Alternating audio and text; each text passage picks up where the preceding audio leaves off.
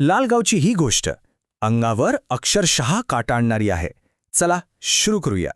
कल्पना करा, एक निर्मनुष्य हायवे, पौर्णिमेची रात्र, आणि कानावर पडतोय तो फक्त रातकिड्यांचा किरकिरा आवाज. बाकी सगळीकडे भयान शांतता पसरलेली आहे. अशा वातावरणात ही गोष्ट सुरू होते. आणि याच शांततेत एकटा चालतोय सत्यांक, एक साधा तरुण ज्याला फक्त आपलं घर गाठायचं आहे. तर हा सत्यांक 25 वर्षांचा तरुण गावात परत येतोय. कारणही तसंच खास आहे. लग्नासाठी मुलगी बघायची आहे. पण आज पहिल्यांदाच तो हा रस्ता रात्रीच्या वेळी पार करतोय. आणि त्याला कल्पनाही नाहीये की हीच त्याची सगळ्यात मोठी चूक ठरणार आहे. तो पुढे चालतोय आणि चंद्राच्या प्रकाशात त्याची सावली त्याला सोबत करतीये. पण अचानक काहीतरी गडबड होते. सत्यांक पुढे चालत राहतो, पण त्याची सावली ती मात्र मागेच रस्त्यावरच थांबते. आता इथून पुढे जे घडतंय ना, ते खूपच विचित्र आहे. सत्यांकाला वाटतं की गावातलाच कोणीतरी असेल. तो विचारतो, कोण आहे? पण उत्तर नाही.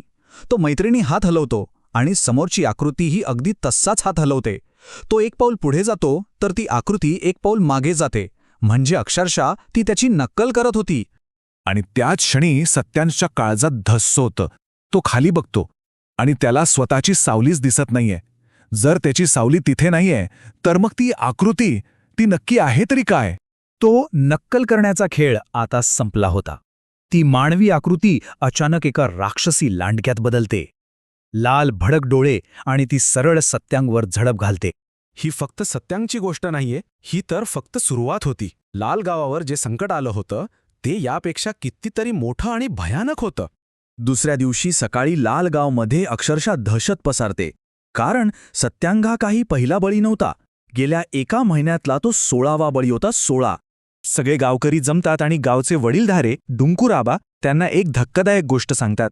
ते म्हणतात की सत्यांकचा मृतदेह इतरांसारखा छिन्नविछिन्न अवस्थेत सापडला, पण प्रत्येक मृतदेहामध्ये एक विचित्र, एक अनैसर्गिक गोष्ट होती.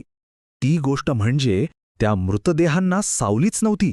हो, बरोबर ऐकलत. प्रत्येक मृतदेहाची सावली गायब होती. जणू काही सावलीच त्या शरीराला सोडून गेली होती. आता गावकऱ्यांच्या मनात भीती इतकी बसलीये की काय करावं हेच कोणाला सुचत नाहीये.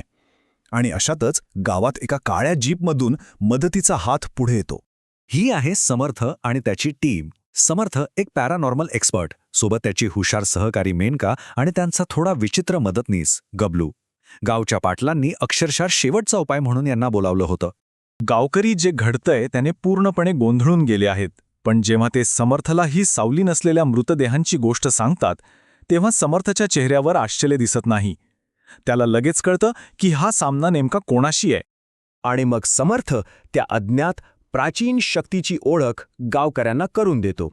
तो त्याला एक नाव देतो आणि त्या नावाबरोबरच येतात त्याचे काही भयानक नियम. हा कुणी सामान्य भूतपिशाच नाहीये. त्याचं नाव आहे सावली भक्षक छायांक. नावाप्रमाणेच तो सावल्या खातो आणि त्याची शिकार करण्याची पद्धत जेवढी विचित्र आहे तेवढीच भयानक सुद्धा. तर ऐका, हा छायांक काम कसा करतो. त्याचं शरीर एका काळ्या जादुई द्रवाचं बनलेलं आहे. तो सगळ्यात आधी काय करतो, माणसाची सावली चोरतो आणि खाऊन टाकतो. मग तो स्वतः त्या माणसाच्या सावलीचं रूप घेतो, त्याची नक्कल करतो, त्याला मानसिक त्रास देतो, आणि जेव्हा ती व्यक्ती पूर्णपणे घाबरते तेव्हा तो तिचं मांस आणि रक्त खातो.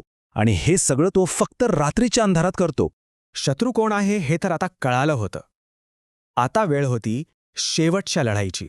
समर्थ सगळ्या घाबरलेल्या गावकऱ्यांना धीर देतो, त्यांना वचन देतो. तो म्हणतो, घाबरू नका, त्या छायांकाचे दिवस आता भरले आहेत. आज रात्रीच मी त्याचा बंदोबस्त करणार आहे. पण हे बोलणं सोपं होतं, करणं कठीण. समर्थला माहीत होतं की त्याचा सामना एका शक्तिशाली राक्षसाशी आहे.